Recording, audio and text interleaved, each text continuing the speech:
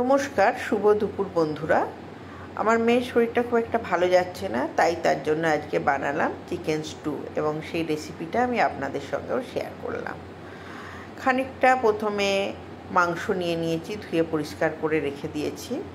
একটু গোটা গরম মশলা, পেঁয়াজ কুচি, দুটো পেঁয়াজ কুচি হলেই হয়ে যাবে, একটু রসুন, কিছু সবজি লাগবে আমার। আমি আলু নিয়েছি, পেঁপে নিয়েছি, বিনস নিয়েছি, গাজর নিয়েছি, টমেটো নিয়েছি। প্রথমে কড়ায় অল্প তেল গরম করে তার মধ্যে পেঁয়াজ রসুনটা নিয়ে একটু টেলে নিয়ে তার মধ্যে চিকেনটা দিয়ে দিয়েছি এবং চিকেনটা খানিকটা নাড়াচাড়া করে নেওয়ার পর আলু আর পেঁপেটা দিয়ে একটু হলুদ দিয়ে আর একটু নাড়াচাড়া করে তারপরে একে একে আমি যে বিভিন্ন সবজিগুলো কেটে রেখেছিলাম মিশিয়ে নিয়েছি। বেশ খানিকক্ষণ নাড়াচাড়া করে আঁচটা কমিয়ে আমি একটু মজতে দিয়েছি।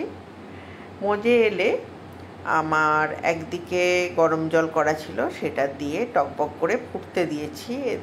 এদিকে একটা ভাজা মশলা রেডি করে রেখেছিলাম, গোলমরিচ, গোটা জিরে আর নুন দিয়ে কাঠখোলায় ভেজে সেটাকে গুঁড়িয়ে রেখেছিলাম। আর একটু 1 চামচ মতো চাল জলে ভিজিয়ে সেটাও বেটে রেখে দিয়েছিলাম।